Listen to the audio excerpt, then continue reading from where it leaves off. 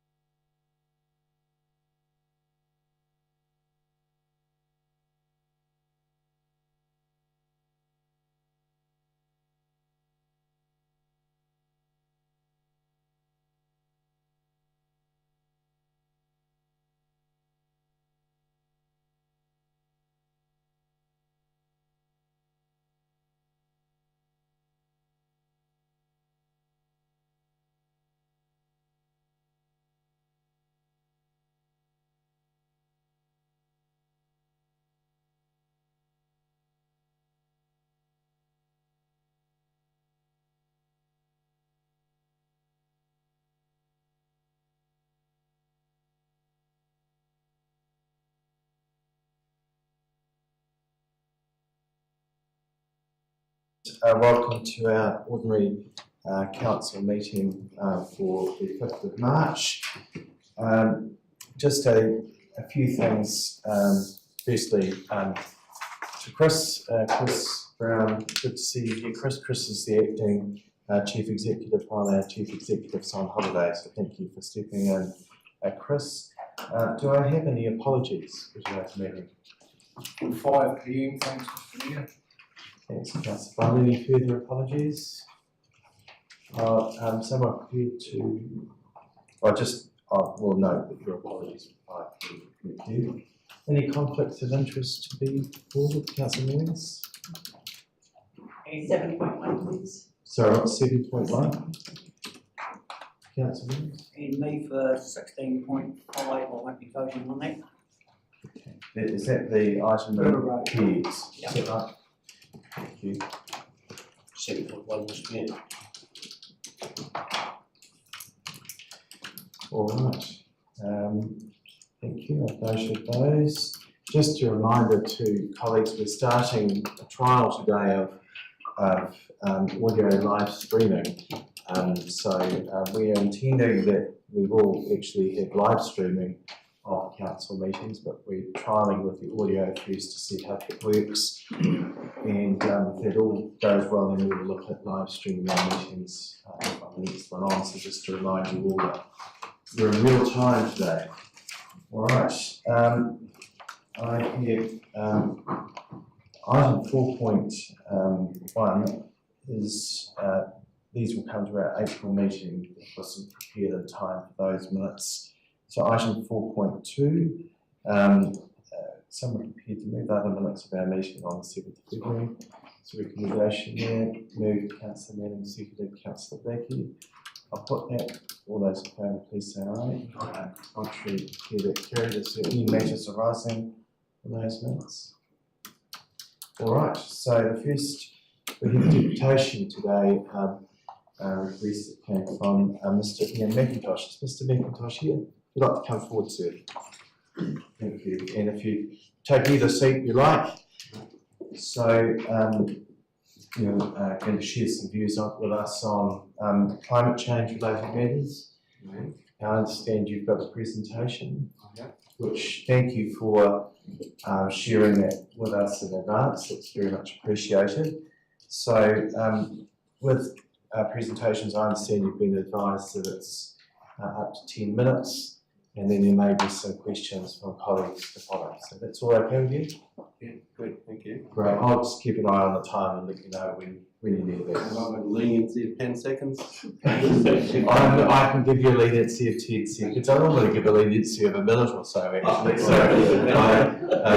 I'm not that much of a dictator. No, I need to lost any sleep last night. Ian, look, thank you for being with us, and obviously with your presentation. We look forward to hearing what you've got to say. Thank you. Before I start, can I say that I've heard good things about this council? I think there have been some excellent outcomes in terms of the... Oh, sorry, please put your microphone on. Yes, I should have told you that. Yeah, that's excellent. Thank you. I think you... that doesn't cut into your time. Yeah, good. I just think you wanted me to repeat the good news that I was bringing you, that I've heard good news about this council in terms of 3 waters. I think you've taken a good angle. And I've heard that in the public domain, so I just want to share that initially. Thank you. If you could just perhaps move the microphone a bit closer to you and maybe just bring it closer to you. How's that? Can people hear it better now? Yeah, right. Thank you. Excellent. Good. Right. So about the year 1750, there were 2 significant events. The Little Ice Age peaked at its coldest. The Industrial Revolution began.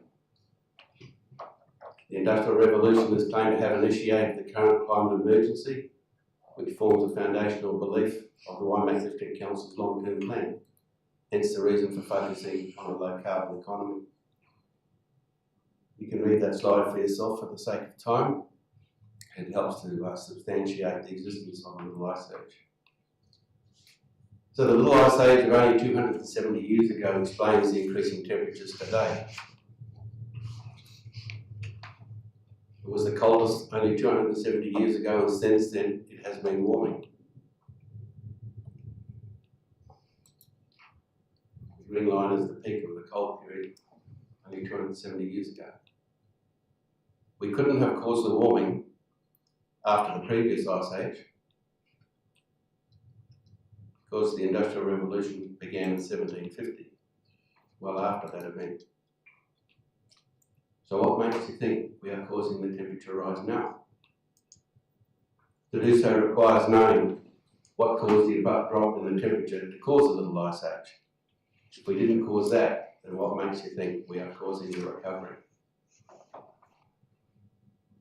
The little ice age began in the 1300s, it peaked around 1750, and we are still recovering from it. There are many paintings covering that period of the little ice age. This is the frozen Thames. It happened regularly between 1607 and 1815. In fact, there were occasions when the sea froze for up to 2 miles off the coast, the southern coast of the United Kingdom. And the last ever frost fair, these were events held on the frozen Thames. The last one was in 1814, because the records claim that the climate was warming and the ice wasn't strong enough to maintain a frost fair. So the last one was January in 1814. Glacier Bay in Alaska has eyewitness records extending back to 1750, and most of the ice had melted by 1880. We're going to have a go to see what the ice, sorry. Just, can you see the mouse? Yes. Right. If you go to Glacier Bay today, you will go in a liner, cruise line, or one of these expeditions that people go on, and you go up into Glacier Bay in here. But in 1750, that ice there extended out into Icy Strait, and the records show that it was up to 1,200 metres above sea level.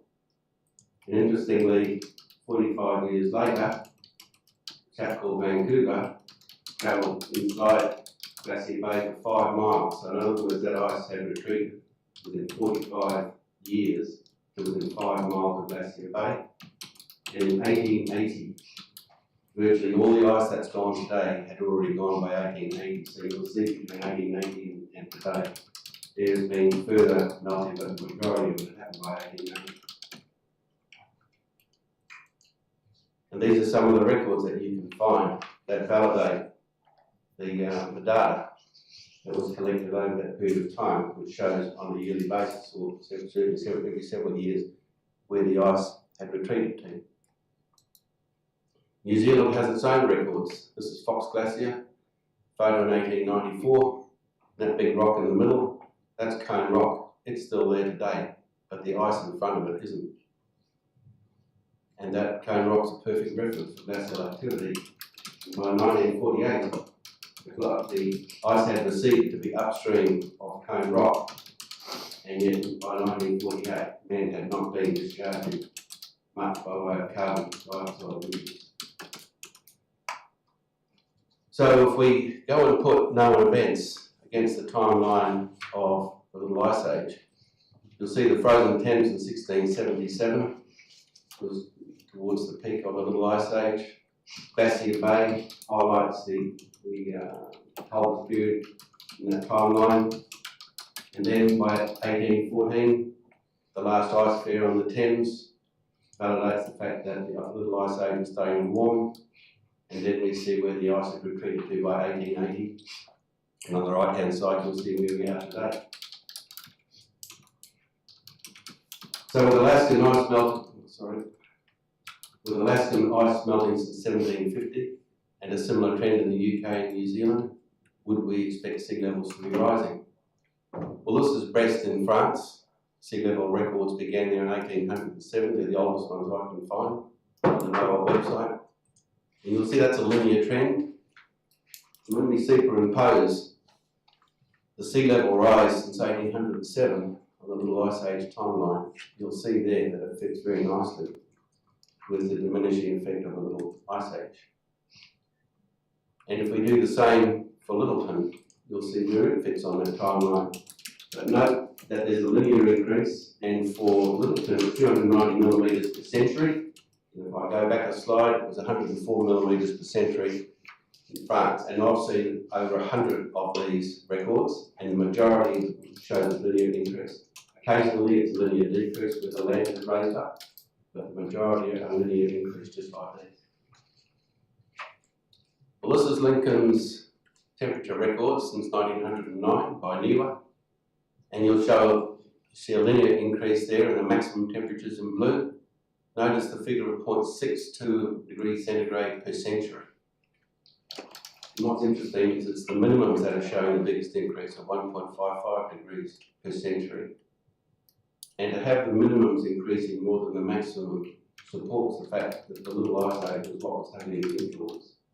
It's not that we're getting hotter, it's just that our minimums are getting warmer. So if we superimpose the trend at Lincoln, the linear trend at Lincoln, onto the timeline of the little ice age, you'll see very clearly why our temperatures are slowly going up, even to today. But they're still linear.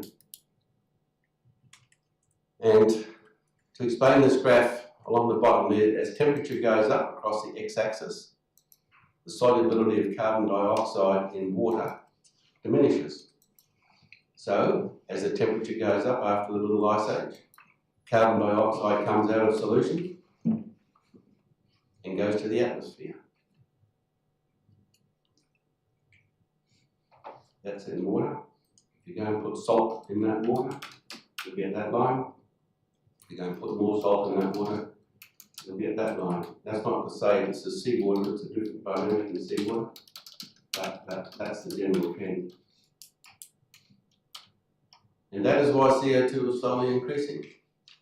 Your emissions policy that I've read so far will destroy the local economy, but will have no impact on CO2 because it's driven by the temperature increase coming out of the little ice age. Neither will have an effect on wind strength. This is work commissioned by Selwyn District Council. And it says there is a long-term trend in the SAM, which is the parameter they measure, towards high values indicating that climate change is leading to less frequent and weaker westerly winds over the South Island. Data since about 1950. It will have no impact on rainfall extremes. This is from this is again from the Selwyn District Council, a commission report. 126 rainfall sites within 10 kilometres of the Selwyn District since 1910. The red line is the mean, and the variations haven't changed, such that they state that with no statistical long-term trend over 110 years, it does not support a looming climate crisis. So how do we know that CO2 emissions by man are not causing rises in temperature and rates of sea level rise? Well, from 1800 until 2015, man has increased carbon dioxide emissions from about 30 million tonnes to 36.2 billion by burning hydrocarbons, often called fossil. Got about a minute, Ian, left. That's 120,000% increase. Well, there's the start of the Industrial Revolution. There's 1800. And that's 120,000% increase in carbon dioxide emissions. We superimpose on that the Lincoln weather data, temperature data. You'll see there a dramatic increase in CO2 emissions has had no effect on a linear increase in temperature.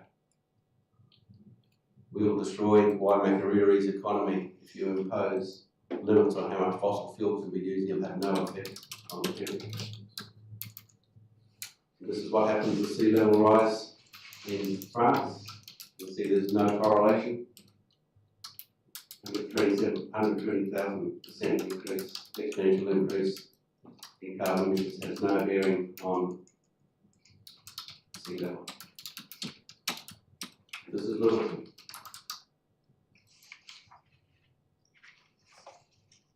So you can read that for yourself for the sake of time.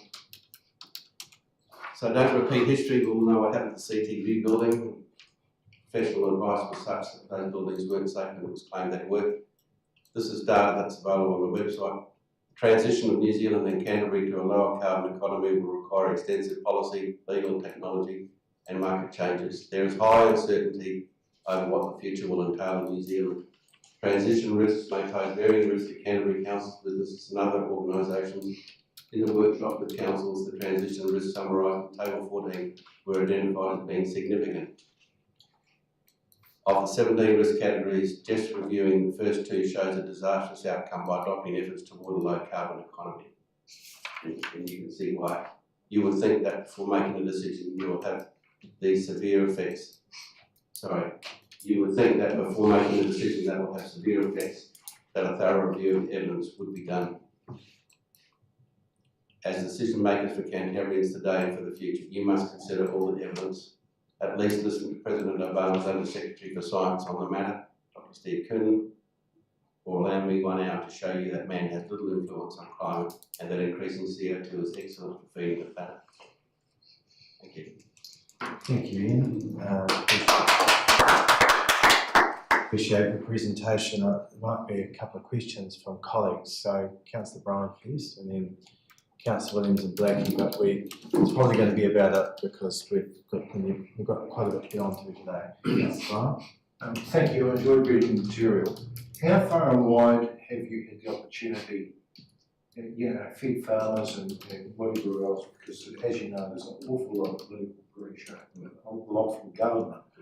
How far and wide have you had the opportunity to do such a presentation? Well, I've spoken to several councils. I've also spoken to several Rotary clubs, and of course you get interrogated pretty heavily there.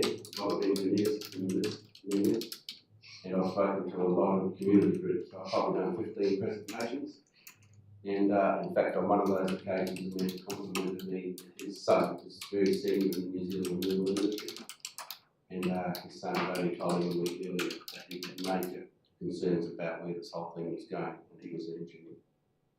So I've had the opportunity to be very well vetted, and nobody's been able to show me that my logic is wrong.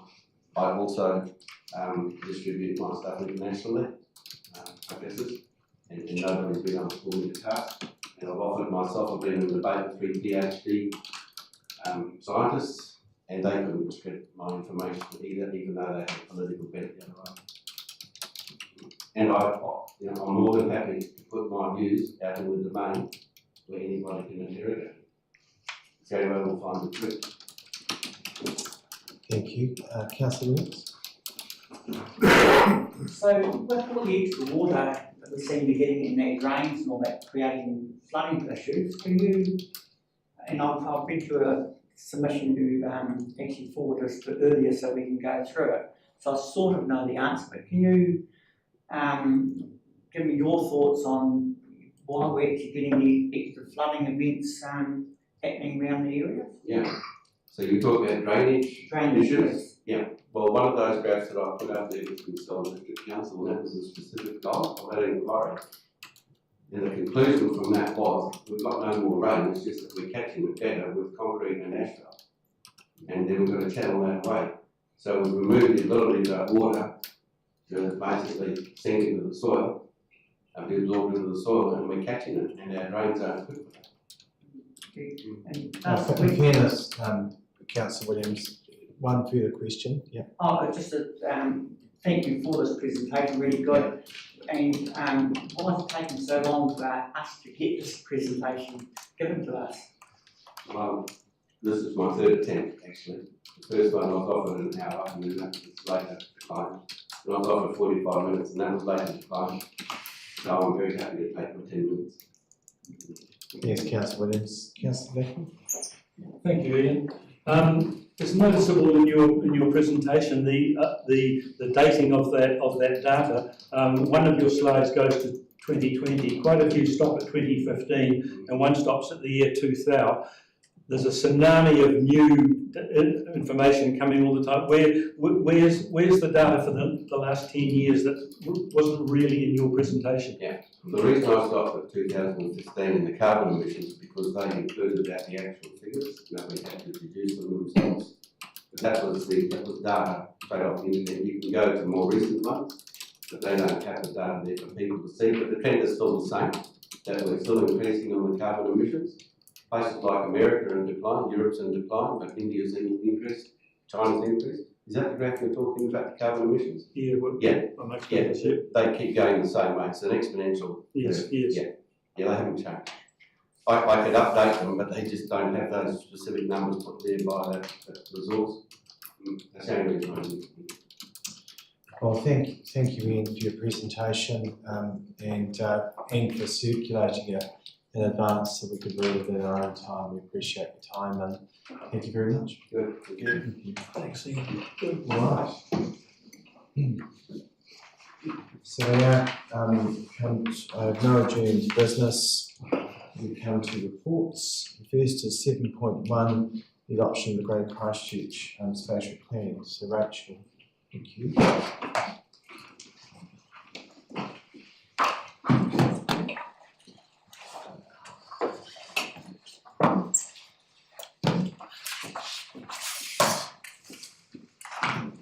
Oh, right, yes. Councillor Atkinson, will you also? You're not here before. No, I did not, sorry. We'll make sure that's noted. 7.1. I'm sorry. All right, Rachel, are you ready to present? Yes, thank you very much. Given the familiarity with the council with this matter, I will take the report as read. It's from page 38 on your agenda, and then be open to questions that you may have. Thank you, and as you rightly indicate, we had a briefing on the matter. I think we should be fairly au fait with the details, so thank you. Any questions or comments? All right, we have a series of recommendations. Someone prepared to I'll move to the chair, so I'm prepared to second. Councillor Fulton, just to firstly pass our thanks on to Councillor Bryan for the work that he did on our behalf, being part of the hearings panel. I think we did a really good job, the hearings panel, in listening to submissions and considering submissions, and obviously coming up with a spatial plan to be recommended. It's been through the partnership committee, so I'm familiar with that, being one of the councillors on the partnership committee, and it's something I do support because of the holistic work that's been done. The spatial plan work, it's fair to say there was a lot of discussion over the preceding years which led to this work. It's been out for extensive public consultation, and we are here where we are today owing to that. So it's a guidance document for our future. My understanding, Rachel, is it will be considered next as part of the RPS in that process. So there's again another opportunity for that to be further considered. It's got some challenging things in there for everyone in terms of how we manage things properly.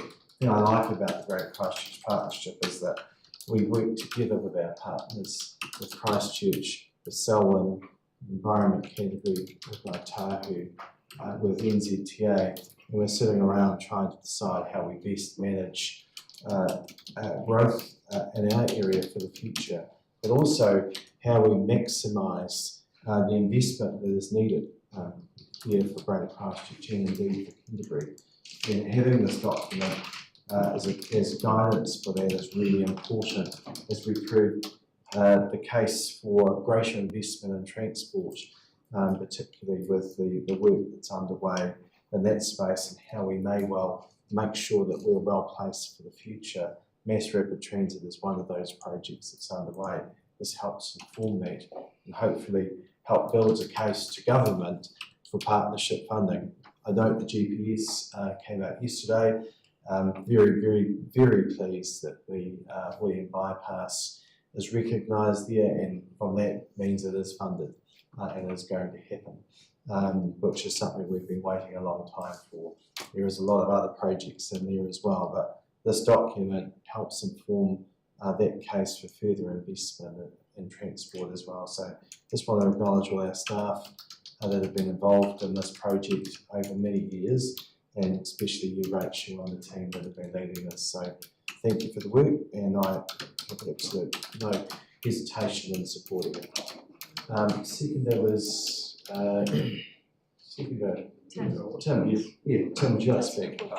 Thank you. Thank you, Chair. I think my reading of this document is that it is the result of what I sort of call almost a pluralistic sort of approach to planning and politics. I recall from the dim dark days of my political science at university, it's all about often having a balance of interests, competing interests. Sometimes You get one group over the left and one group over to the right, and you can have the argy-bargy, and then you can have a no result that doesn't satisfy anyone and leaves everyone unsatisfied. I think this is more the latter sort of pluralistic approach that it's been thoroughly sort of contested, it's been consulted on.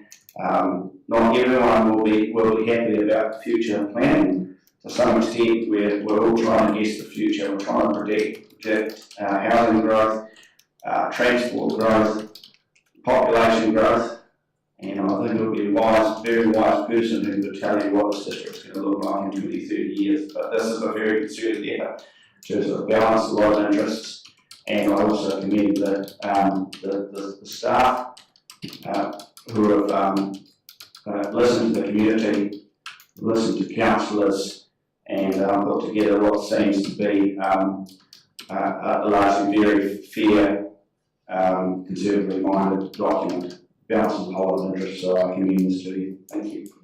Thank you. Any further speakers? You'd like to speak, Councillor Williams? Yeah, whilst I will support this, I am a wee bit concerned, particularly on the transport side of it, with Waimakariri being so far spread away and part of 3.5 to use their cars less and all that drama, which is basically impossible in this area because we're too spread apart. Our population, you just can't have our public transport going to all these other routes and all that drama.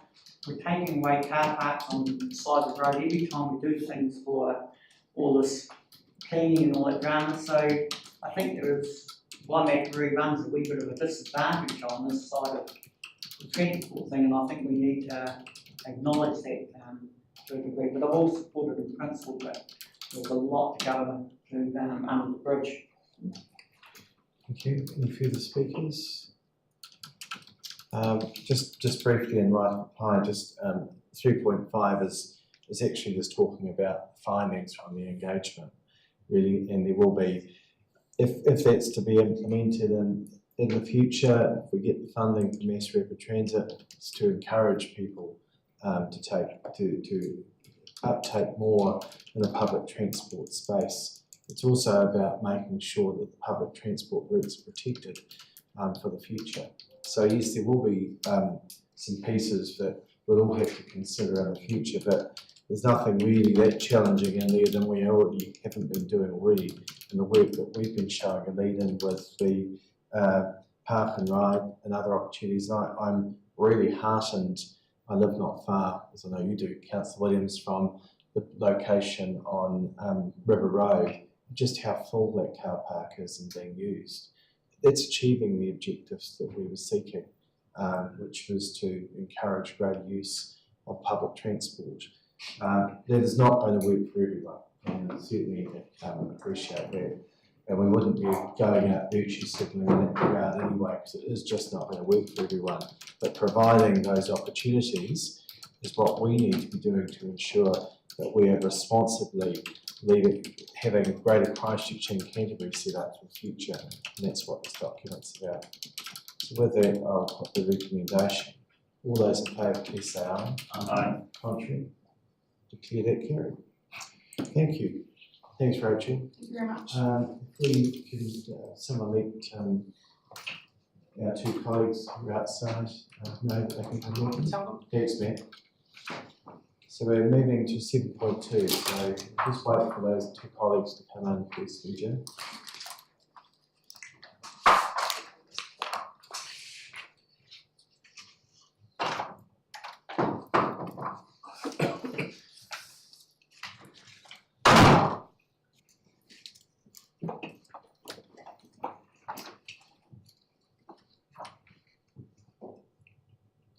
All right, thank you, Vijay. So we're on the green space draft, Waimakariri natural environment strategy. So if you'd like to highlight the points, thank you.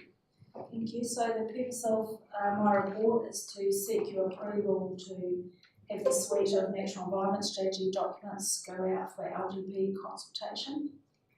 The strategy is aimed at protecting and enhancing our district's natural ecosystems and thereby the overall well-being of the community at large. And many of the benefits that are in the implementation plan may not be seen by us, they'll be certainly felt by future generations. The strategy is primarily about joining the dots across councils, the whole of council's operation, and getting our house in order, but also getting maximum value for money by supporting the work of volunteer groups in our district. The strategy has been a long time coming. It's gone through a robust process to get to this stage, from an initial information gathering forum. We've worked extensively with the technical advisory group and the project control group to work through the issues. We've taken the feedback from the pre-consultation exercise on board in the joint council meeting, and now we're looking to see what further feedback we get through the LTP process before we ask council to adopt the documents. Overall, it was really well received by the pre-consultation submitters, and the draft documents have now been completed and circulated to the secretary. One of them had a draft diagram in it, the strategy document, which has now been completed. Oh, thank you, Vijay. Happy to take questions. Ed, yes. Any questions, colleagues? Councillor Williams. Yes, this is probably up to $4.1 million on the strategy, what we're looking at from the bureaucratic side, the way I look at it. So, I'm sorry, please. We don't need to be using that sort of. well, that's what it is, me. I'm sorry, I'm asking you to just get to your question without making comments. I'm saying there's debate coming, you can use it then. We don't need to use language like that, Councillor Williams. The question is, Thank you. we're looking at putting $4.1 million into this. How much are we already spending on some of this natural environmental systems in our council budgets now? So the implementation plan records where there's existing budgets. I think out of the 124 actions, I think in my report, I think there was around about 31 that required additional funding, so there's a substantial amount of work that's being done, either by employing staff, using staff resource, or having additional budgets on top of that.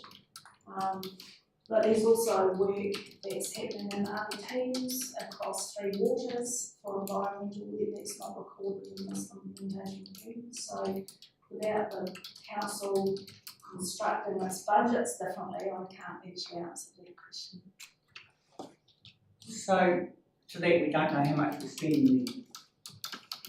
The question was, how much are we spending in dollar terms on? Because there's co-benefits for many projects. For example, if you're putting a drain in, you might do environmental enhancement, but you also need the drain for flooding.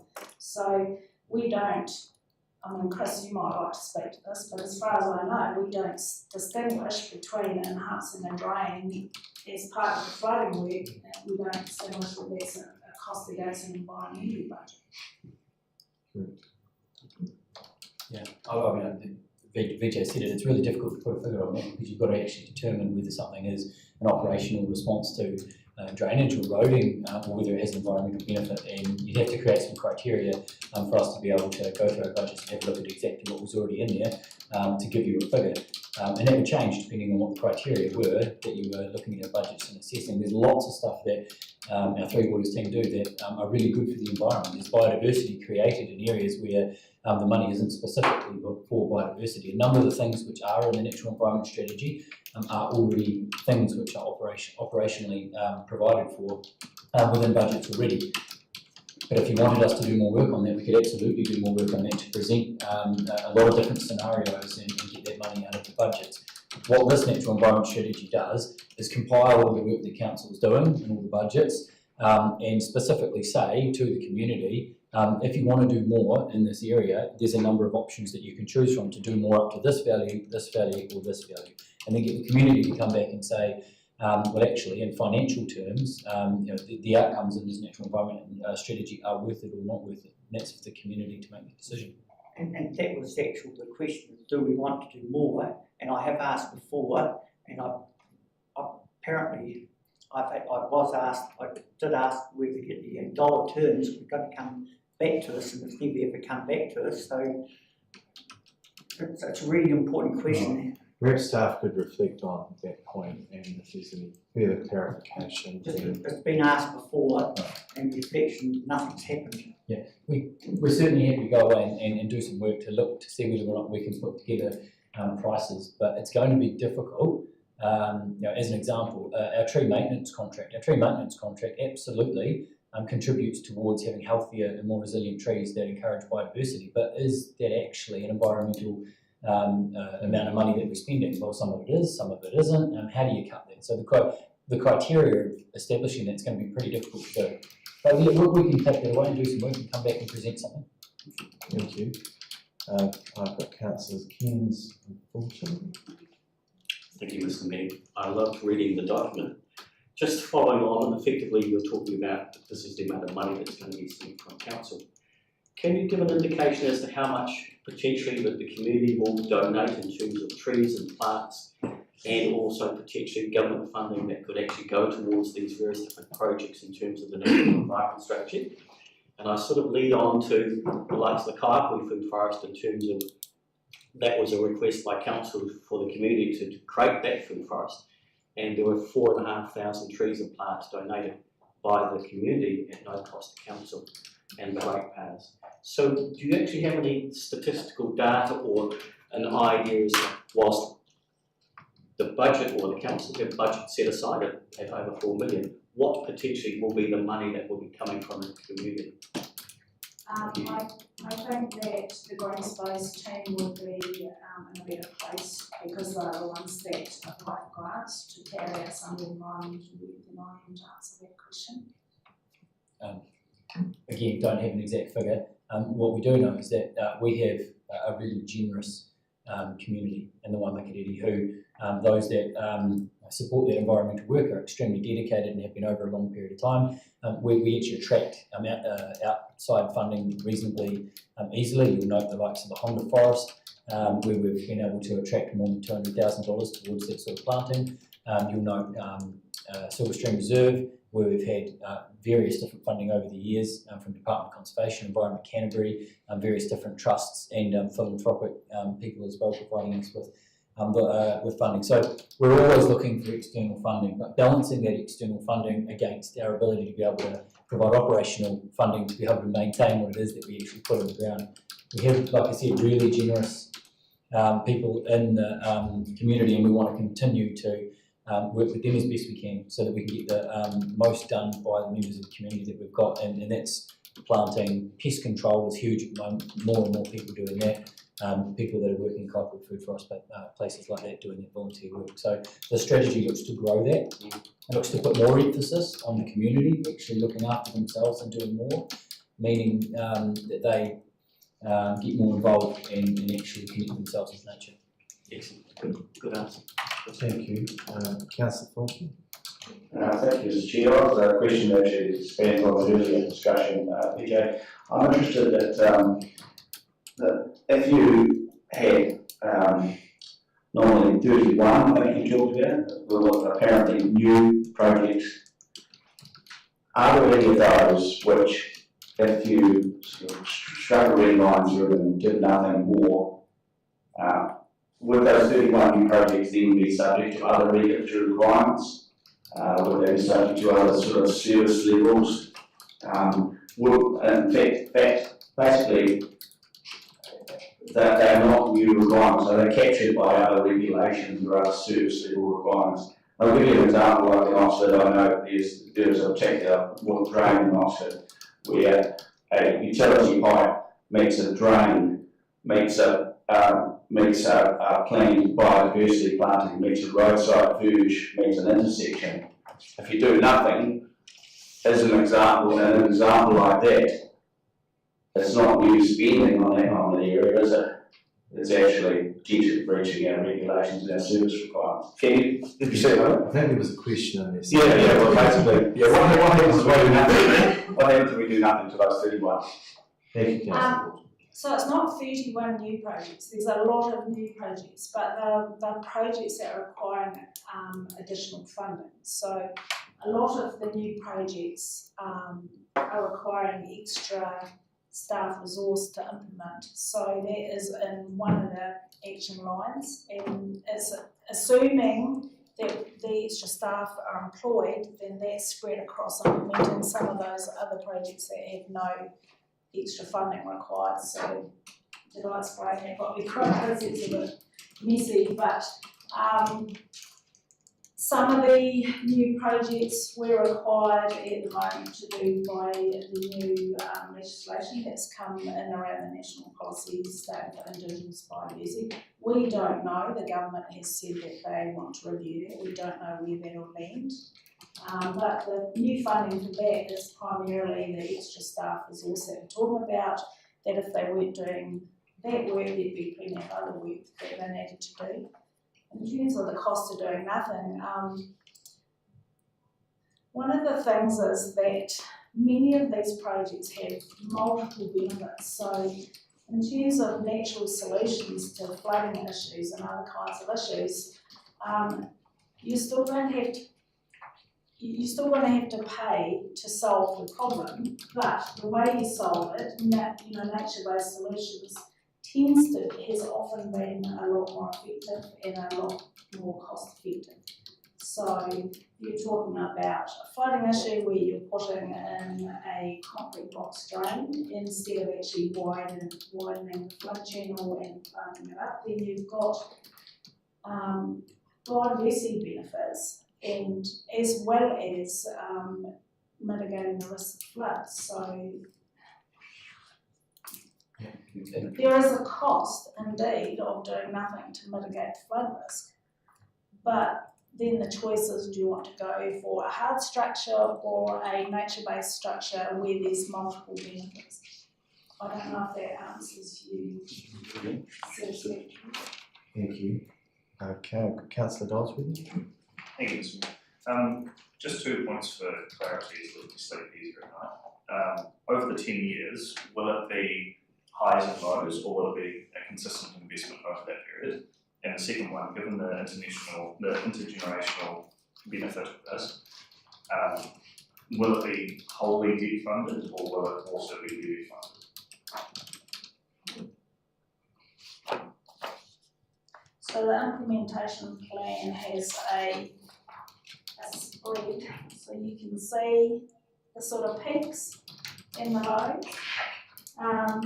Chris, do you want to talk about the funding of it? I can do. That main peak, which you can see, I think, is in year 4, is in response to the National Policy Statement for Indigenous Biodiversity, where more staff would have to be brought on if that policy statement exists. If the policy statement doesn't get revoked or something else changes, then that money would be taken out, and then you'd actually see a smoother across all of those 10 years. The reason we put it in there now, it's out in year 4, we get another long-term plan to have a look at that funding. At the moment it's legislated, so we're saying, hey look, it's legislated, we should put it in there, but if it then becomes not legislated, we'll take it out.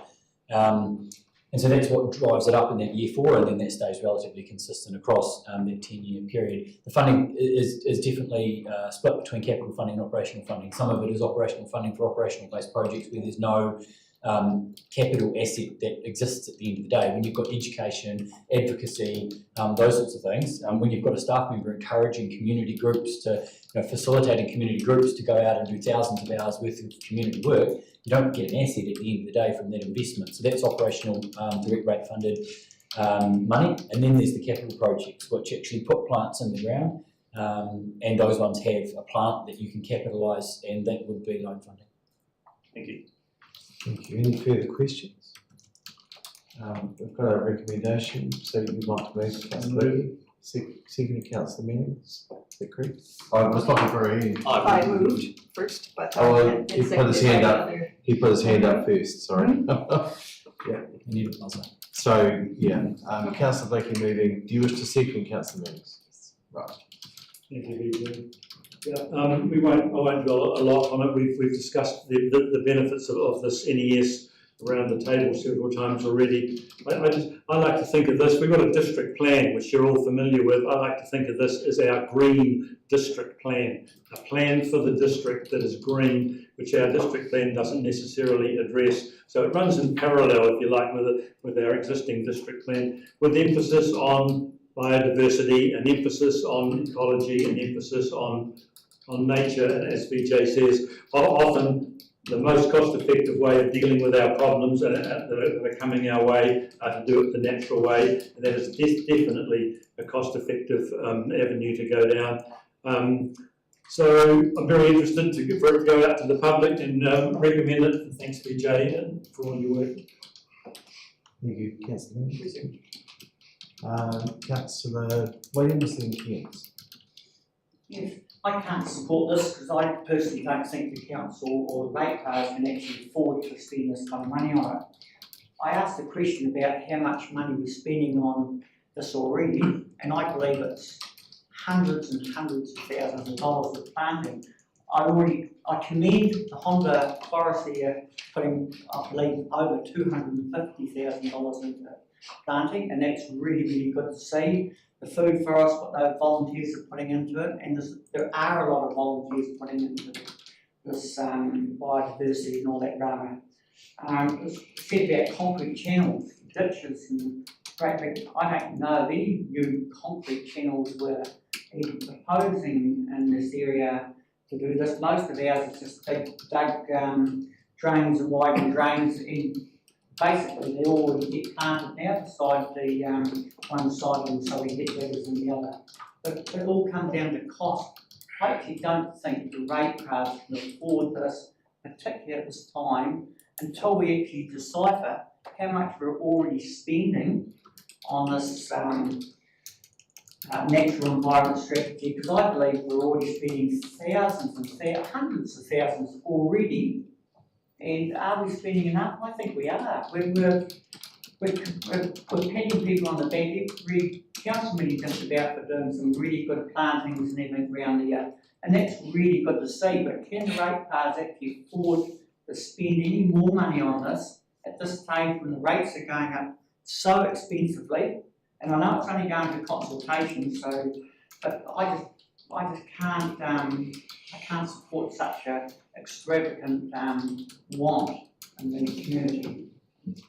Thank you, Councillor King. Thank you, Mr. Mayor. I loved reading the strategy in terms of how it's going to connect with the community.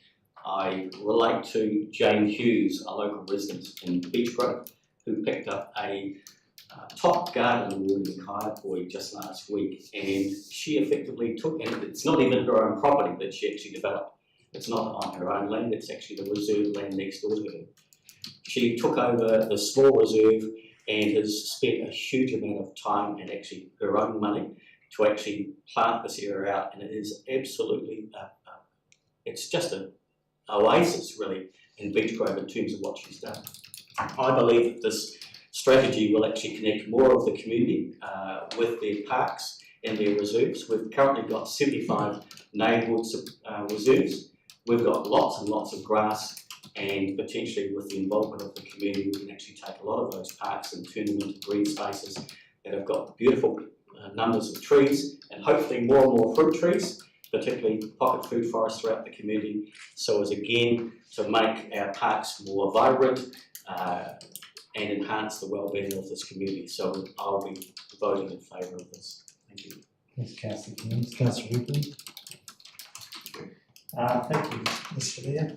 It's quite topical that we're talking about this today, given the presentation we received earlier from Mr. McIntosh. I think it's pretty clear that climate change has been occurring for thousands of years. The climate is not static, it's evolving. What we see today is not what was here 1,000 years ago. We can have a debate over the role of carbon. We can have a debate whether man has or to what degree contributed to the current climate issues, or is it just a blip on the spectrum? These assumptions really underpin the strategy, and we're going to consult in the LTP about options A, B and C, which are the financial implications of what option we're preferring. Council's option is A, which is the most expensive, or Council's preferred option is A, the most expensive of some $4 million. I think this is a very good report, VJ, and it gives the pros and cons and sets out the background to what we're achieving here. And I particularly like the rationale in paragraphs 5.2.13 and 14, and hopefully we can communicate that to our residents. Climate change, sustainability and environment protection are one of the top concerns of our residents in this district, and I know also in Christchurch City. Their survey results that are referred to in the report indicates that whilst those are top of mind for our residents, they're not quite as complementary perhaps with satisfaction. And although it's not the majority, there is an underlying level of dissatisfaction that maybe we're not doing enough in this space. So hopefully that will come out in the consultation. So I'm very happy to support the consultation process and this going consultation, because I think we're going to have a lively discussion at a later point when the matter is further considered. Thank you. Deputy Erickson. Thanks, Mayor. I think it's mostly been said really, but it's, I mean, the biggest thing around this is it's consultation. That's where it's going. And that's the thing we need to keep in mind. The report, in my view, is an exceptional report. I think it's been coming for that long. In fact, I was talking about it earlier today, and I think it was 5 or 6 years ago we started talking about how do we bring all this stuff together to bring it to the table to get some decision on where we should go or shouldn't go. I mean, we talk about saving money around the table all the time. We're doing these things that are environmentally friendly at the time that we're putting in infrastructure makes absolute sense. You will save millions of dollars in doing that. And I'd love to know the millions of dollars we've already saved. We used to tip diesel onto shingle roads once. Boy, that was environmentally friendly, wasn't it?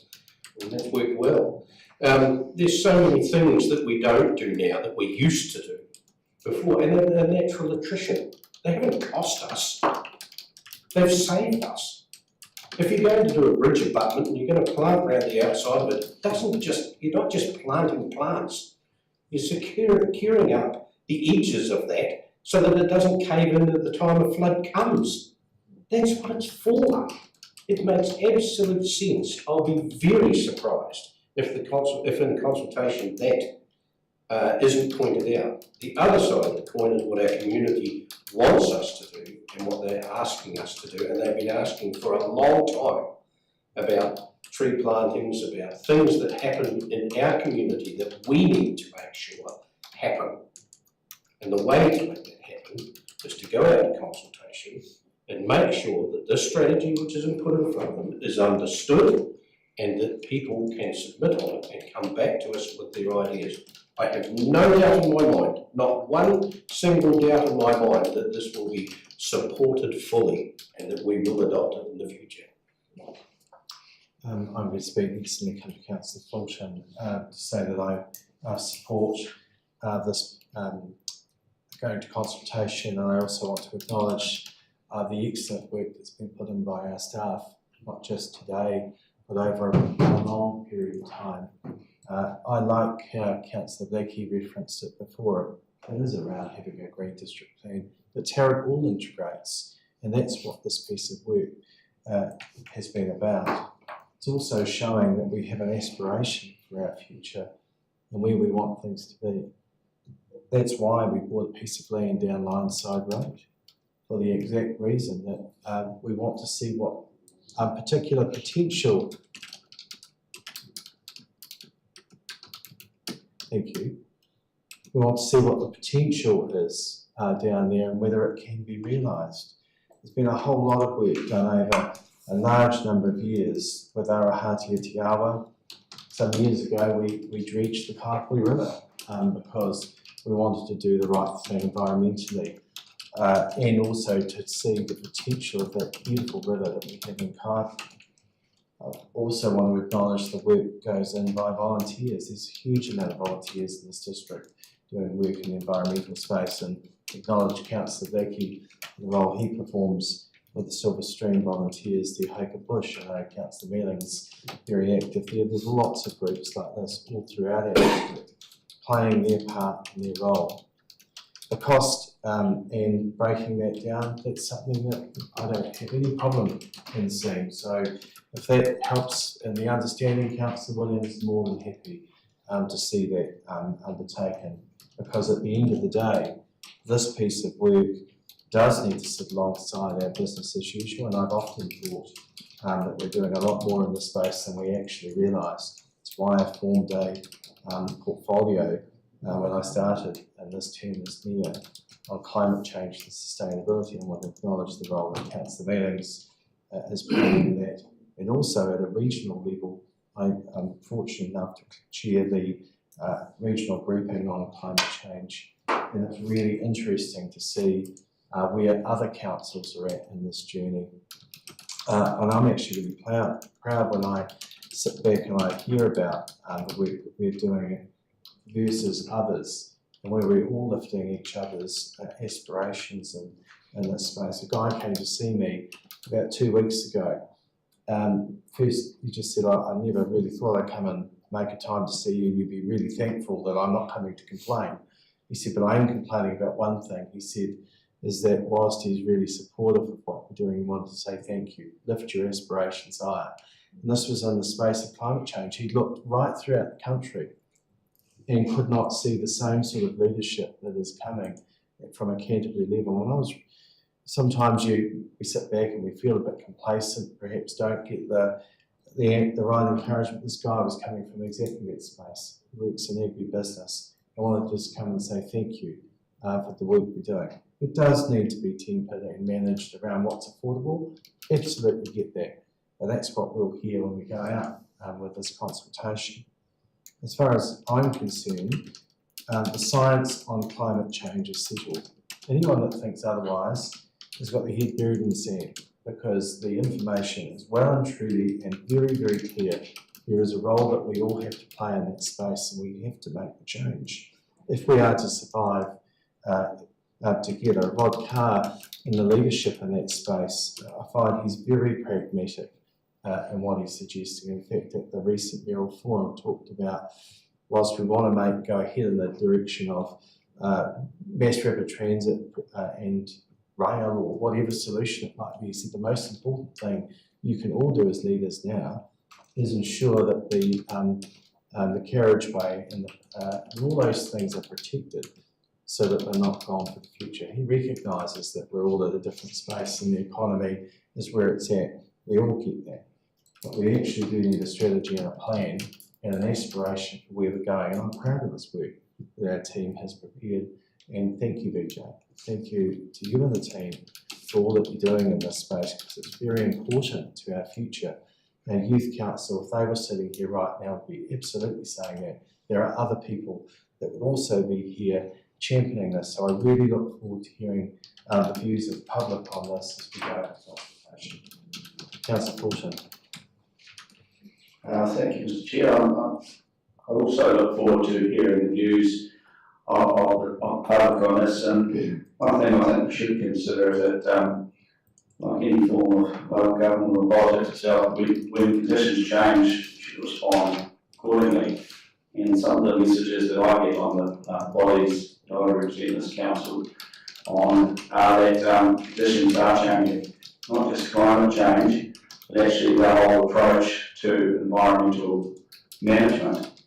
And for that, I would suggest at some stage that you look at the number of public submissions that we're having to the waimakariri water zone action plan from last year to this year.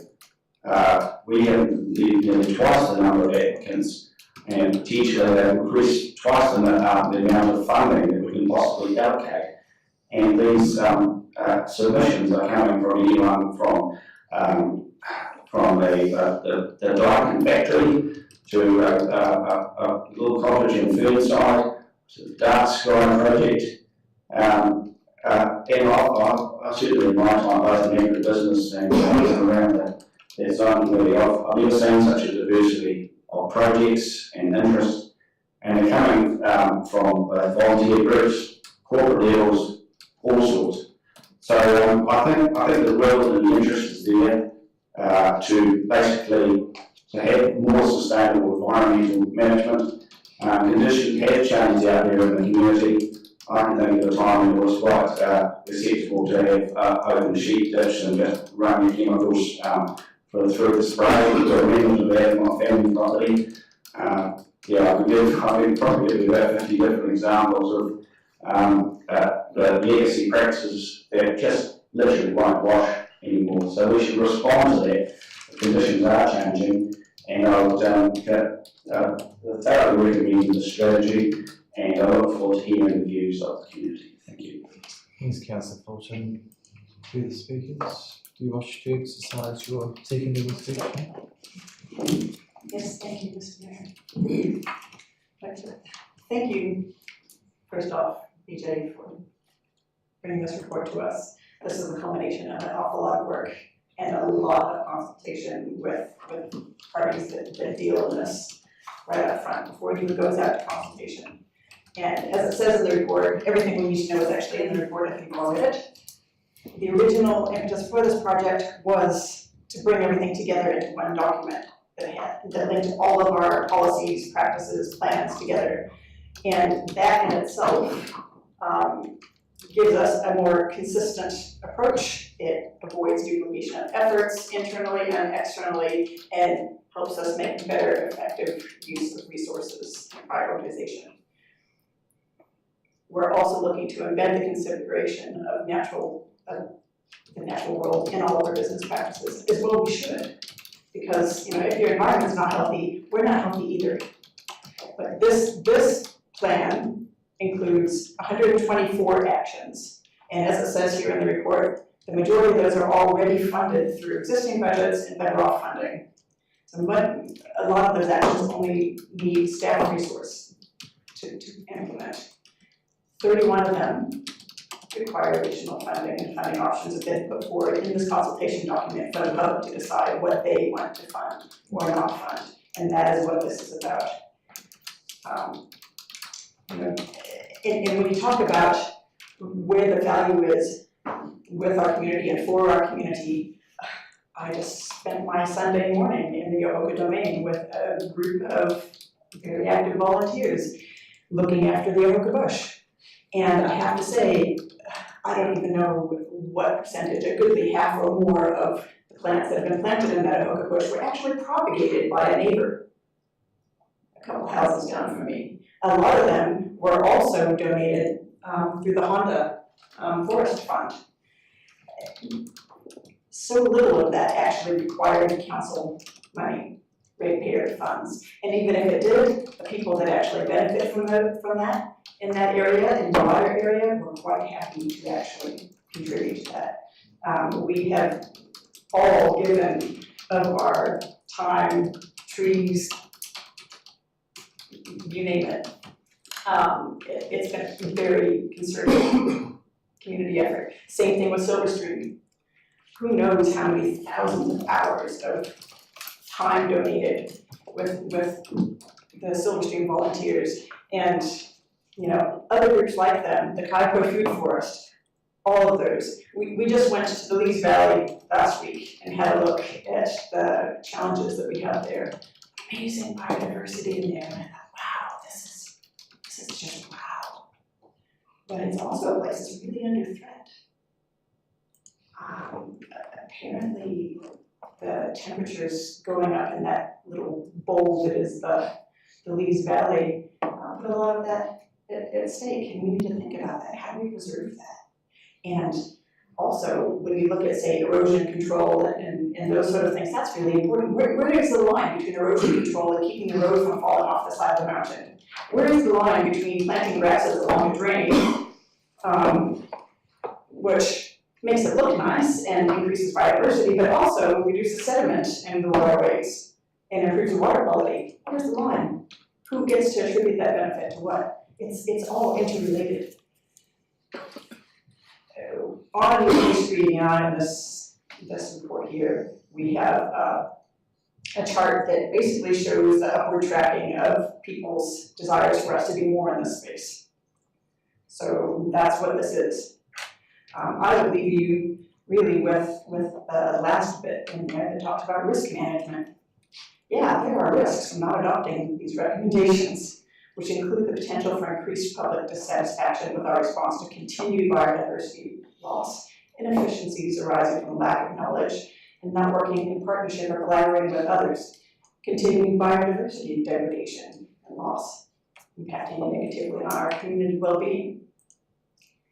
Biodiversity and climate issues are intrinsically linked, yes, but nature-based solutions are one of the first and foremost things we can and should do. We also have new legislative responsibilities under the NPSIB and the National Adaptation Plan. Yeah, they could be tweaked or not or whatever, but it's still the right thing to do. But at this moment in time, we need to meet those.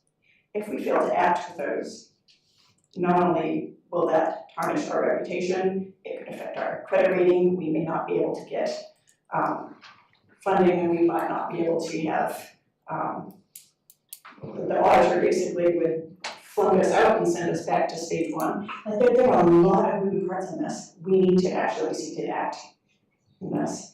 And at the risk of rambling on any further, I just say I wholeheartedly support this. I hope you will too. And at the end of the day, we're putting this out to the people for them to have a look at it, read through it, and see what they think. So I'm looking forward to seeing what they think. Thanks, thank you. Any further speakers? Councillor Blackie, right to reply. Thank you, team. Good debate.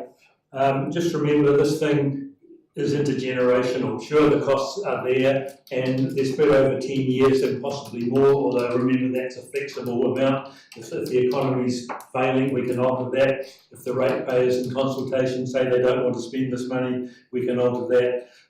So you can look at it as initially a 10-year plan, but the advantages are intergenerational and you're looking at a 50-year advantage. So just bear that in mind. Thank you. We've got the recommendation. All those in favour, please say aye. Aye. Contrary? No. Declare that carried. Would you like your vote recorded, Councillor Williams?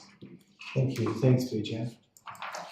Right, we now come to 7.3, which is the Raven Key Water Renewal. It's a request for additional budget. Caroline. And the chair are doing that as well. Thank you. Thank you, Mr. Mayor, councillors. The purpose of this report is to seek approval to bring forward $200,000 from the 24-25 financial year from the Water Renewals Fund to fund the construction of a water main at Raven Key. And the reason why we're asking for approval for that is because there is a wastewater rising main construction project that's happening across the road on the same road in Raven Key, so it makes sense to time the two projects together this financial year. Happy to take questions. Thank you. Questions from anyone?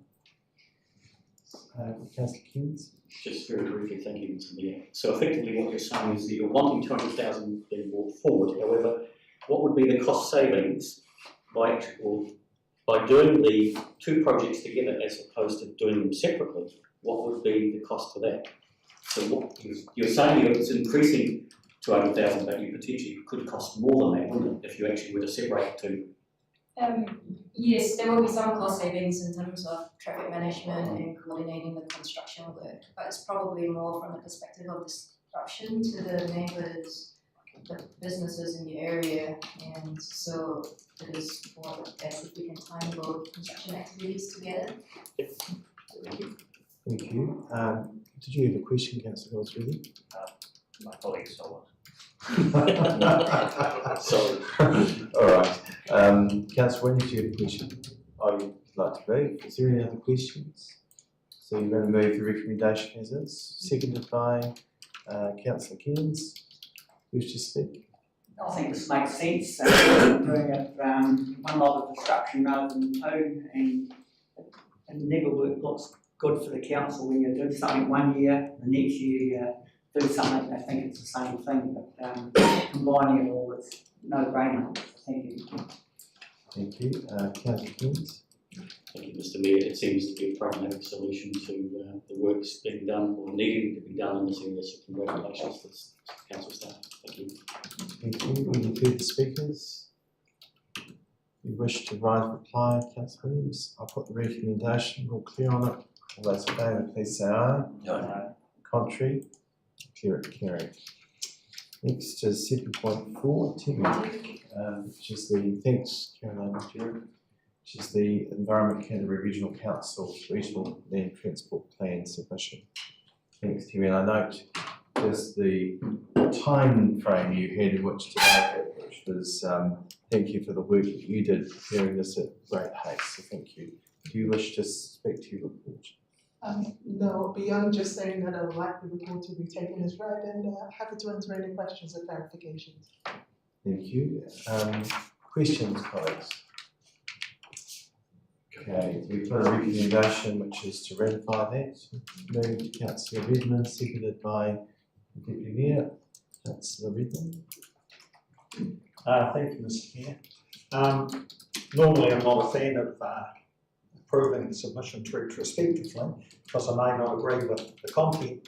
However, in this case, I think staff and you've done a very good job and reflected the views of what I think most of the colleagues around the table would support. So I'd just like to say it's a very good submission and well done. Thank you. Thank you. Deputy Mayor.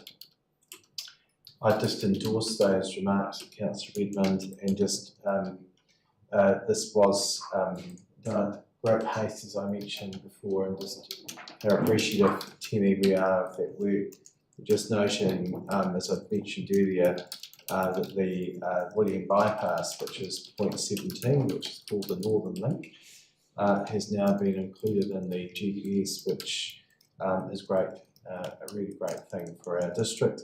Still coming to terms with what the rest of the GPS means in terms of what's being announced in there, but this direction here is certainly something that we would like to certainly endorse. The other projects I've listed, that are listed there on items in paragraph 16 are also very important to our district, and we will be pushing hard to get those considered, particularly as they address traffic congestion and other matters that we've long been advocating for. I'd just like to also just acknowledge Joanne, who's here in the room as our roading manager. I don't think people sometimes we don't realise how much work goes into this and how many forums Joanne's involved with in advocating for our district. So I want to thank the government for the announcement yesterday. I'd also like to acknowledge Joanne and the team and all it's done to ensure that these are given the priority in that advanced work that means that when we do come to raise them in the forums we're in and in the submissions that we've got to make, they're not new, and we can then look to hopefully get support across boundaries. So thank you, Joanne, and again, thank you, Timmy. All right, any other speakers? Councillor Regan, do you wish to respond? Nothing really further except to say I hope the submission could maybe be referred to our local MP, because I think it's a good snapshot of where we are in the district, and as I said before, a very good submission. Thank you, and I'm just happy to do that. I'm in the process of finalising a letter so it would go well with that at the same time, which will be copied into, so thank you.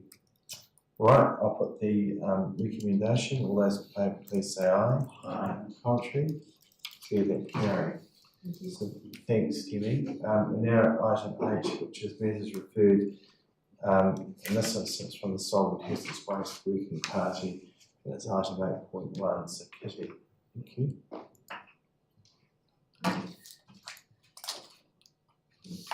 Thank you. My report seeks approval from the council as recommended by the working party to amend some of the terms and conditions in Appendix 1 of the Solid Waste and Waste Handling Licensing Bylaw. And the main purpose is to align these terms and conditions with the new Keepside Collection Standardisation regulations. Thank you for taking these issues. Thank you. Robbie, Councillor Bryan is chair of the working party. Do you have any wish to add? Questions of colleagues? So we've got a recommendation there. Is prepared to move, Councillor Bryan, seconded by Councillor Blackie. Would you like to speak, Councillor Bryan? Thank you. As discussed at the working party meeting, it's very complicated. It's come from government. So we really don't have any choice as far as this is concerned. The big thing is going to be communicating to our ratepayers, residents, that this is the new status quo as far as your organics is concerned. I'm sure Kitty and team will be working furiously on that. Thank you. Councillor Blackie? I think Robbie covered it. And it was subject to, as Councillor Bryan mentioned, quite a conversation around the communication aspects, and there were a range of suggestions, and I know staff did take them on board and look forward to them coming back and advising the additional things. We want to ensure that there is compliance on this, and it was unfortunate the timing that we thought there was going to be a national campaign that ended up being one. So looking at the standardised path, which is sensible, I was hopeful that there would have been a plan that came out with it. But we've got to look after our own district, and in addition to that, so getting a good comms plan that just makes sure everyone's on board is really important. So I endorse that direction and look forward to hearing back from staff what the plan is. Any further speakers? Can I reply if you wish? I've got the recommendation. All in favour, please say aye. Contrary, declare that carried. We're now at the health, safety and wellbeing report. It's a report in the name of Mr. Millwood. Are you leaving that Chris on his behalf? Or is it Yeah, I can. maybe it's just, is there anything that you feel should be noted? Was noted in the 1.2 some incidences with a flamingo scooter at Ranger Airfield. Yep, there's a number of incidences which are identified in the report as usual. There's no major health and safety incidences in there. Have you taken questions relating to any of them? Thanks. Is there any questions? Councillor Mickey? Can I just ask the staff member who was hit in the face and had lost a tooth? It says there were no facial injuries. Can I just ask when the teeth weren't considered part of the face? As a retired dentist. I think you're the one that's qualified. I think it's a rhetorical question. All right. Any other questions? With it, Councillor Blackie, you prepared to move the recommendation? Seconded, Councillor Goldsworthy. Any discussion? I'll put that. All those in favour, please say aye. Contrary, declare that carried. We're at item 10 now, which is the minutes of the Audit and Risk Committee meeting. It's a recommendation there. Is someone prepared to move? Moved Deputy Mayor, seconded Councillor Williams. Do you wish to speak to those? Any further speakers? I'll put that. All those in favour, please say aye. Contrary, declare that carried. At item 11, there's a series of community board minutes. And I just might start a practice that my predecessor did, which is we come to the board minutes. If there's any items that members from those boards would like to highlight, please feel free to do so. It's just interesting points of note from those that you may wish to draw our attention to. So the first is the minutes of the Oxford Hoka Community Board. Is there any items that members wish to highlight in that board area? No. And we've got the William Sefton Community Board. Any items? No. 11.3, which is the Ranger Ashley Community Board meeting. Is there any items of note? So then we have recommendation 11.1 to 11.3 be received. Someone prepared to move, Councillor Mealing, seconded Councillor Goldsworthy. Do you wish to speak? Any further speakers? I'll put the recommendation. All those in favour, please say aye. Contrary, declare that carried. Next is my diary from Thursday the 1st of February to Sunday the 25th of February. As a recommendation, is there any questions? Someone prepared to move? Move Councillor Goldsworthy, seconded Councillor Atkinson. Do you wish to speak? Any further speakers? I'll put the recommendation. All those in favour, please say aye. Contrary, declare that carried. Come to council portfolio updates. Firstly, I probably should acknowledge, this is under every relationships, I probably should have acknowledged at the outset, actually under acknowledgements, Adrian, so I might just get you to do this, is to acknowledge Tanya Washi, who was recently elected as the Deputy Chair of Ngāi Tahu. She's certainly was a tightly fought contest in fact it was a draw at the last meeting, and my understanding is it was more decisive this time round. Clearly there was someone that came through. It was a new chair in Justin Tipper, and now with Tanya there, and obviously the appointment to be appointed a new Chief Executive. I noted in today's press that there's an acting Chief Executive being appointed in the interim. There's obviously a lot of change going on. In the space of our EV relationships, I think we've had a good month. We've had the opportunity for a conversation with both the Hupuku and the Chair, and also, as I've indicated to you, a new way that they'd like to work together. So we'll trial that, see how that goes, with the view that we hope to be back in the space of an annual hui next year. So we've got the opening of the footpath coming up shortly, which is where the, you'll remember the Urupā through to past the preschool, which is what we budgeted for and was completed this last financial year. So it's to have that officially recognised with a celebration of that in a few weeks' time, which you'll all be invited to if you haven't already. Any questions of being in relationships? So we come to the Greater Christchurch Partnership. I think the most recent piece was, you've seen, which is the spatial plan, which came to obviously out today for an update. We are working through how the partnership might work going in the future. Don't feel there's a need to meet every month and to move to a more quarterly meeting, and the reframing of the work program to reflect that there's a lot of milestones that we're achieving. Not only the spatial plan, but there'll be an implementation of that. The work that's continue around mass rapid transit, and also the relationship and partnership that we would like to achieve with the new government. And to that, we did meet with the our local MP and new Minister, Matt Ducey, towards the end of last month.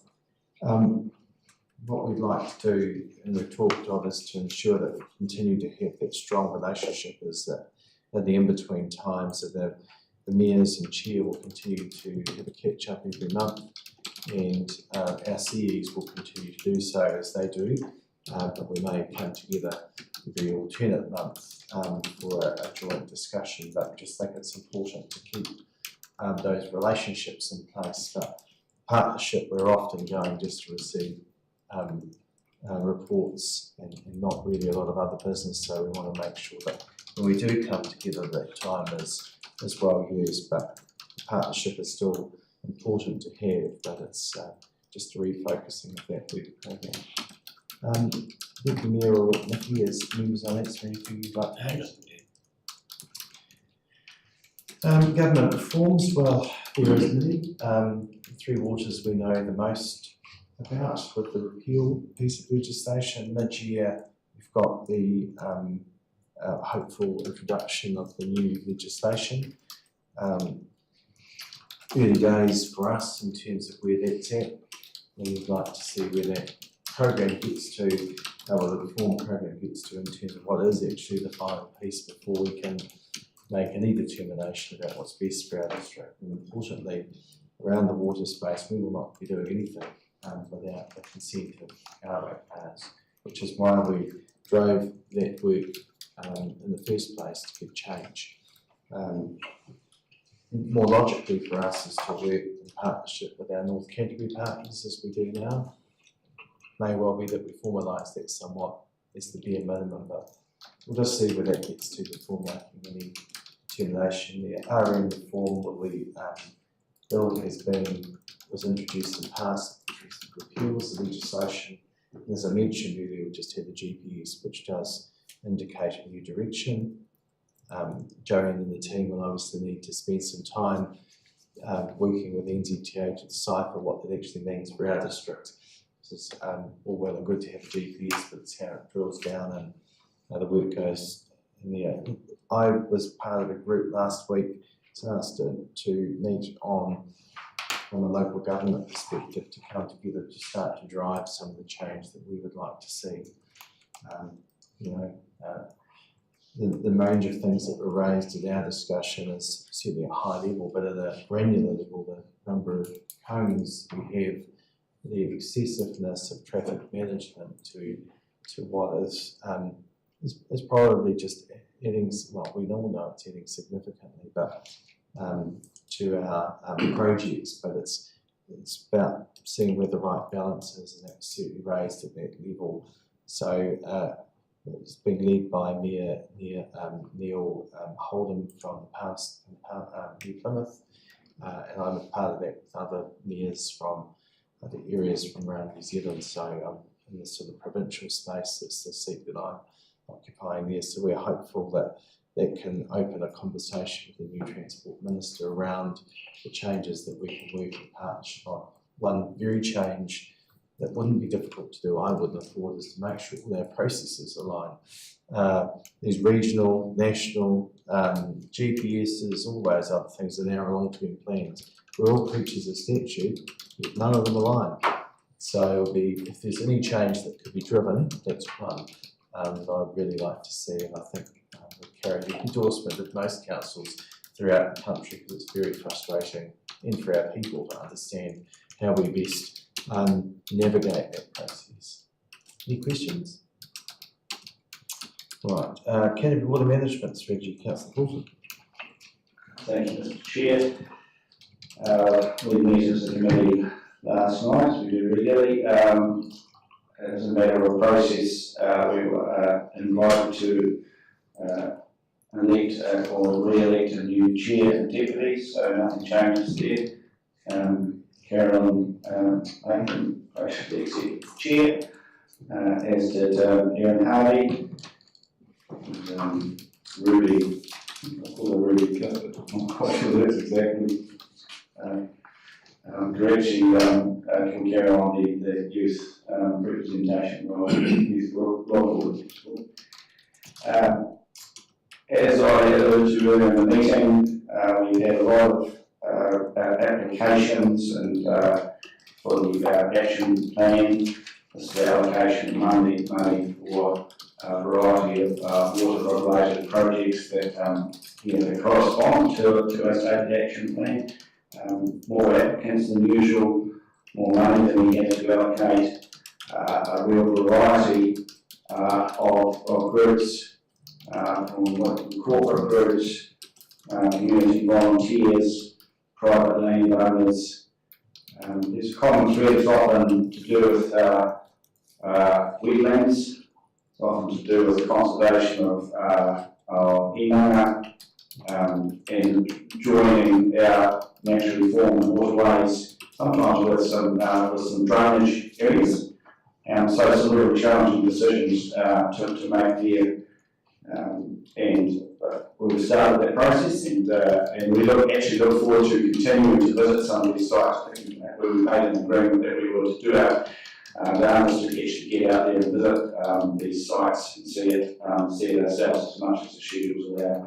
So that's looking forward to There was consideration, not yet at a formal level, but I raised it here, of the role of the zoning committee in waimakariri. This will happen at a high level into next year. The zoning committee's formal sort of scheduled life comes to an end, and it could be renewed, it could not. We don't know the shape of zoning committees across the region. And I've considered this and taken some soundings on this in my time on the zoning committee. I think it's perhaps worth us at WGC to start sort of thinking about what our position would be. I'm not sure how we actually take our position to a joint sort of committee of ECAN and WGC. There are some very good things the zoning committee is doing. There are some things that have changed a lot in the life of the committee the 10 or 11 years or so. We don't have such a regulatory role, we do have a strong advisory role. We have a lot of capability around our zoning committee, both professionally and also just diversity of skills. So we can actually bring some value, I think, both as WGC and as a joint committee to environmental management. So I think, Mr. Chair has submitted that perhaps we can give some thought to how we might function even in a post-zoning committee era or in a modified zoning committee era. As we don't want to spend all the good work that we've done, we don't want to lose capability of people. To leave that. I had an update from Canberra Enhancement Works from Sophie Allen, and I think I'll get some detail of this. Projects proposed for autumn 23-24 were approved at the Utilities and Rail meeting in November, as we know. These projects included fencing, laser planting, in-stream copper placement improvements, which are located in Tuahevi along the Tuahevi stream, a tributary into the Canberra River. And as we know, there's work such as removing sediment traps in Middlebrook and native planting on the South Brook. Just to attach some commentary there, actually I had to submit this to our zoning committee members, Ruben and John Brook. John's made a submission to us about some of these works. He and I are really appreciative of the work that's been done by so far. Constantly asking for updates, so I'm busy and representing here. I'm trying to do the best to keep them updated. And there was quite a bit of conversation actually about last night about and criticism. I think it was another part about the willow works that have been done. Have we gone too far? Have we chopped them too hard in the name of drainage? So that's a whole debate of its own, how do you deal with willow. Do you remove them, do you chop them back? If you chop them too hard, which sounds like perhaps may have happened, then you remove the shadow along the canyon, and you would actually affect the ecology of the stream. So that's really something to consider. I thought it's good work done, but have we overtopped the willow work? Leave that as a question. Stormwater network discharge consenting.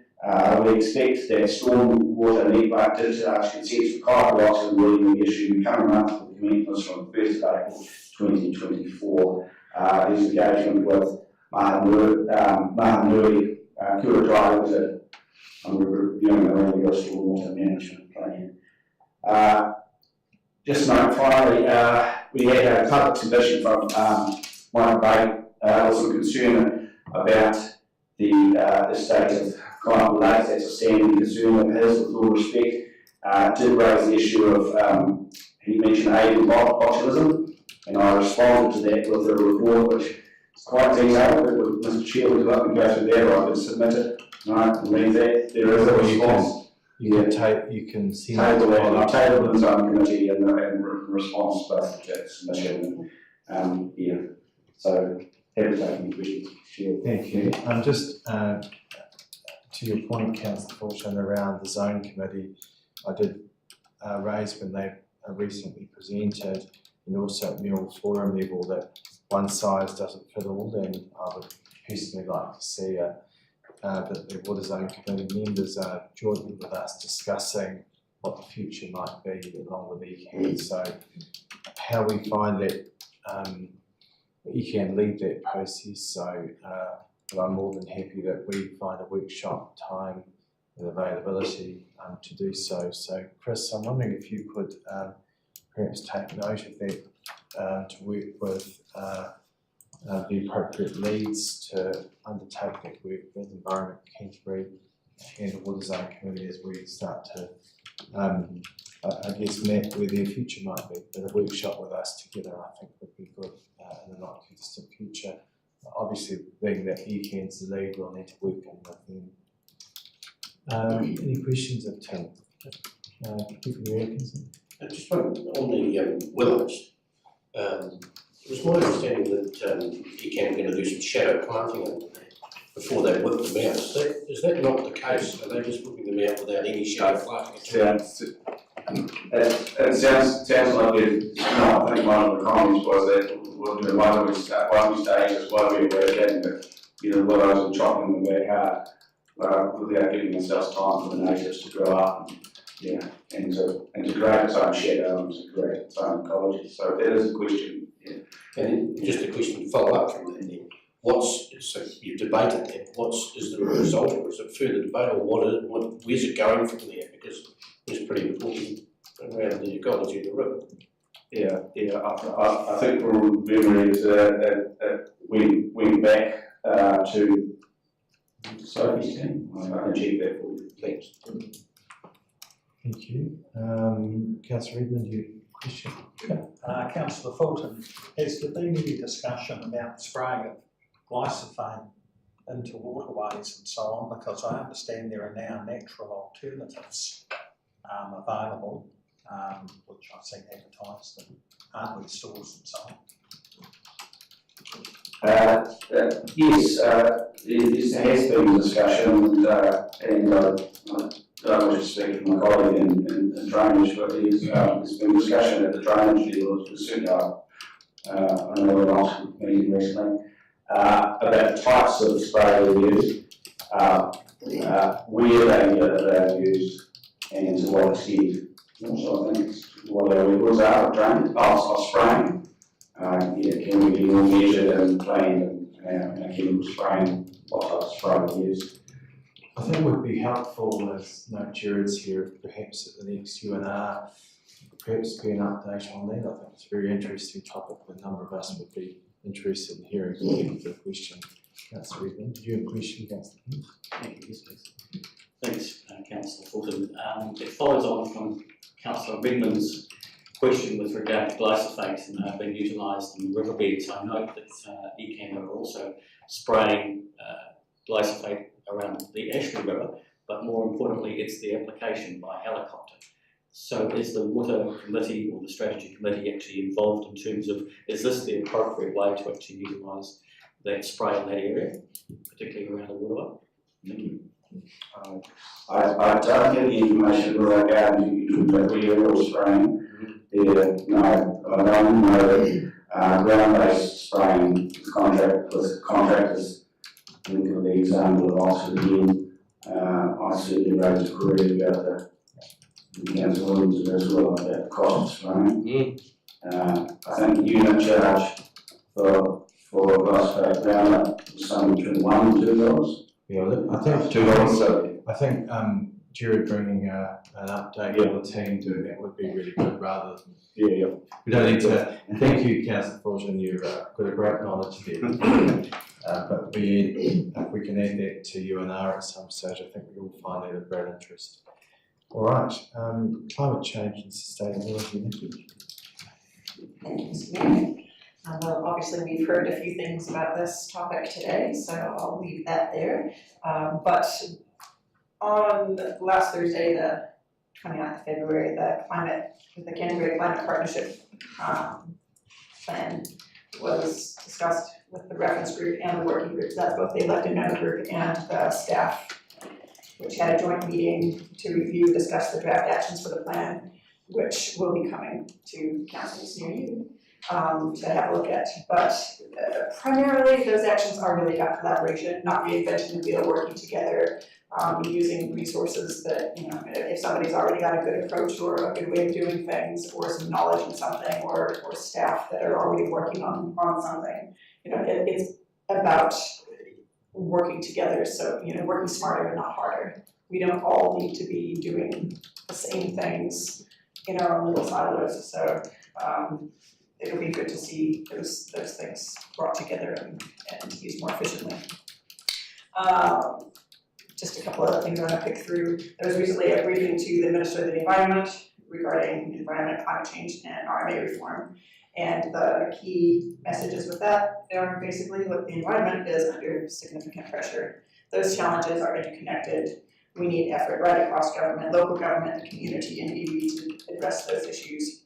And while those issues are significant, there's a lot of good opportunities to make progress on it. As far as working with local government goes, in a lot of areas of the portfolio, like resource management, the minister will be directing local government to implement laws and regulations and potentially collaborate on policy development. I like the word potentially. I would like to hear just collaborate would be nice. Some of those things that they're looking to support are the local government steering group, freshwater professionals, the Aotearoa Climate Adaptation Network, and just sector networks that can deliver projects like water quality, curbside recycling, and actions under the emissions reduction plan.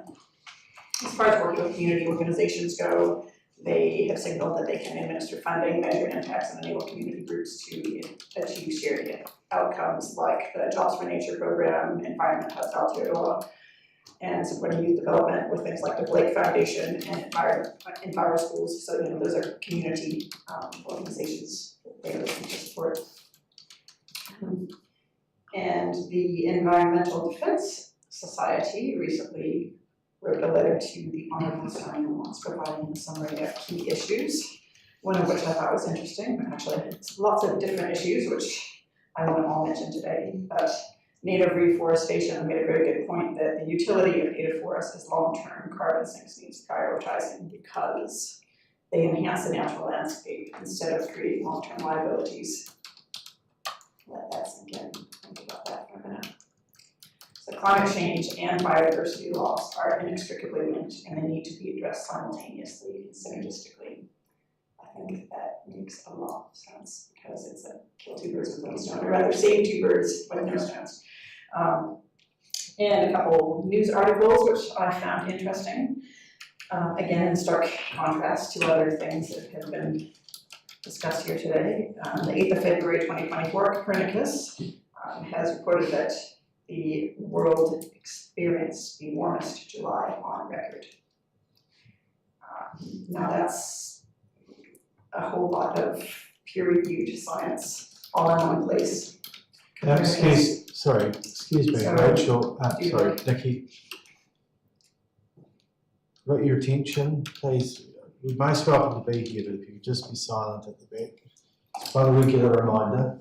Thank you. Nikki. Also important to note is that just 5 days ago, the MFE released a new coastal hazards and climate change guidance 2024 document that has superseded the 2017 one, which was just referenced this morning. One of the big things that, you know, I guess if I can capture one statement in there, they've said, if the risk is underestimated, the consequences will be severe with lasting social, cultural, and economic effects. If it's overestimated for a specific time frame, using relative sea level rise projections based on higher emission scenarios, this will be temporary. That's because sea levels are going to continue to rise even as emissions are reduced, and it's only a matter of time before the adaptation threshold is reached for those exposed to risk. So we're just really getting ahead of ourselves if we overestimate. And if we underestimate, well, we've all seen it. Auckland, Gisborne, insert place here, really. Okay, Rachel, so last time I'm going to warn, please. Thank you. No, it's important. I want to hear what you've got to say, as do other people here. I'm not going to have interruptions. Thank you. Two other articles I'd like to draw your attention to. 16th of February, the New Zealand Herald had an article stating, talking about a big jump in New Zealand companies disclosing climate-related risks. So about 40% of NZX companies are disclosing climate-related risks in their financial statements. In another article on the 18th of February, the Herald ran an article called "The Uninsurable World: What Climate Change is Costing Property Owners." So there's a run of 4 consecutive years where overall insurance losses from natural catastrophes have topped $160 billion. Previously, the market for a remarkably bad year, and that's spooked examples. Well, yeah, it has. So I guess why I'm pointing that out to you is, once again, change is driven by the private sector, insurance, and finance sectors. New Zealand is the second highest risk, according to Lloyd's and the New Zealand Insurance Council, behind Bangladesh. Bangladesh. You know, the place that you usually see underwater in the news, that place, because we're insured here. And you know, this is not a local government thing. This is not even a central government thing. This is an international thing. And the finance and insurance sectors underpin our entire economy. And if we don't take action, if we don't do things that are required of us, everything's going to come unstuck. Anyway. Thank you, Nikki. I think that's Actually, what would be really helpful, though, is some really interesting articles I'd really like, if you wouldn't mind circulating, as we're seeing the governance, to I'll circulate a variety of things to you with pleasure. That'd be great, thank you. Any questions of Councillor? It's a very thorough report. Fulton in Redmond. Thank you, Mr. Chair. Just having to peer across your headline, thank you for that presentation. I'm interested in what our council's insurance risk might be with increasing exposure to wildfire, drought, and natural disasters. So I don't think that's a question that I can't answer that, No. but they are working on a risk assessment. Perhaps that's a question you could table to Sarah, the governance manager. That's both secretary, no problem. As long as it's a question. Yes, it is. Do we have an assessment of the extent of accelerated climate change in the modern period? I talk about acceleration, not the present state, but how much faster are we accelerating? The NEMA report is generally what we go off of. But yeah, and there is a climate change risk assessment for our council, and I can't really what. If you want a more thorough, very good answers there. If you want a more thorough response, then probably table it to VJ, who would. Thank you. She's not here, but perhaps it's something we might want to think about. Thank you. Councillor Redmond. Thank you, Councillor Newlands, for those reports. You referred to warming, the hottest month on record. What I wonder, do we lack records going back a sufficiently long time, thousands of years, compared with the records that only go back 100 or so years? Is that an issue in dealing with this topic? I think that I actually can't call your question, but that is really stuff that goes to actual research scientists and carbon dating and all that, as far as when you go back to different eras and epochs. We only, in the modern world, really do have a couple hundred years worth of information. And some places have kept better records than others, but then with the science, they've gone back and done research, your carbon dating and all that sort of thing, that seems to reinforce the conclusions that yeah, I can't really answer your question, that's more a. If you want to table, again, if you want to table your question, Councillor Redmond, we could get a more thorough answer for you.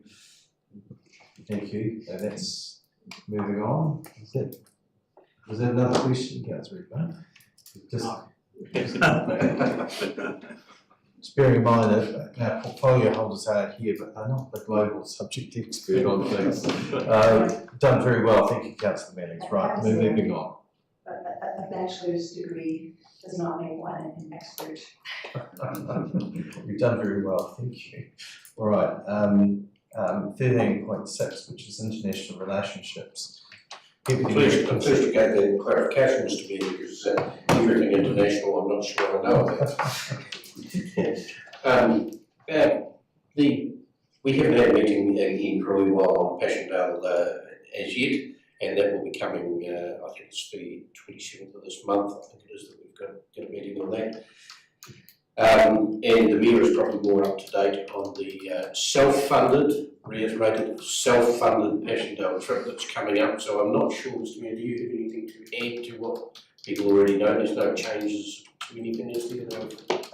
Probably just to advise the colleagues that are travelling, Councillor Bryan and Councillor Redmond and Councillor Wilson, and I just can't remember how many are exactly in the RSA delegation, but those numbers are probably nearing 20 to 25, I think, that are looking to go, as well as Mayor Murray Beck from the Haranui is also going to join for the trip over to commemorate Armistice Day and to look around the battlefields whilst there. So there's a lot of work going to go into what is going into that, but yes, you're quite correct to indicate that the self-funding nature of the trip for all that are taking part, and I believe that there will be a report that will come to Council in due course that just endorses that direction.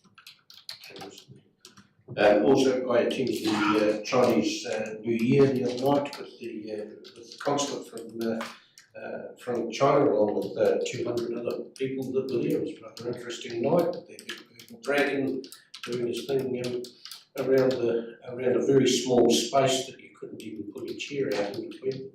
The dragon certainly seemed to make it its way through, so maybe it just is magic around New Year's time, that dragon. So it was very interesting, as I say, and many, certainly Christchurch councillors and even the Mayor from Ashburton and Haranui had come down to that as well. So it's international relations.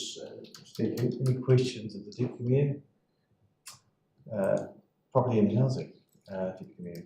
Yeah, that's we've got a meeting coming up on that this week, so there's not a lot to add to the property portfolio. You're aware that the Hakarota properties went to market on a time limit. Last time they didn't reach the values. The market wasn't quite strong enough. However, there are some offers on the table at the present time, in which we'll have a look at when we come to that meeting, and it's looking a lot more favourable now that we went back to the market with offers over off. Interestingly, I think there was about, Chris, you may correct me, I think there was about 5 offers came in, and originally in the original process there was only 2, so a little bit more interesting than what it was. So we put it back to market because it just didn't even come close to where we needed to be to get some money back for those. Also, watch the space. We've got nothing to announce, but very positive vibes coming from HUD around our funding for our pensioner houses, which obviously will have a positive effect on for rating. If indeed the funding comes through, but it's looking where we thought it was at a dead end. It now looks as though that's turning into a positive conversation. So we'll obviously make an announcement when HUD make that announcement. They obviously want to do that first, so we'll see how where that lands in the next couple of weeks. And that's really good. Thank you. Any questions for the Premier? Thank you, Neville. So we're now, I have no questions understanding board orders, neither in future general business. we come to measures to be considered with the public excluded. I'll move from the chair that for the reasons outlined that we go into public excluded. Someone please seconded Deputy Mayor.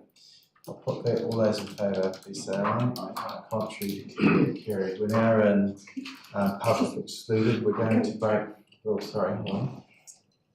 We're going to break for an adjournment. So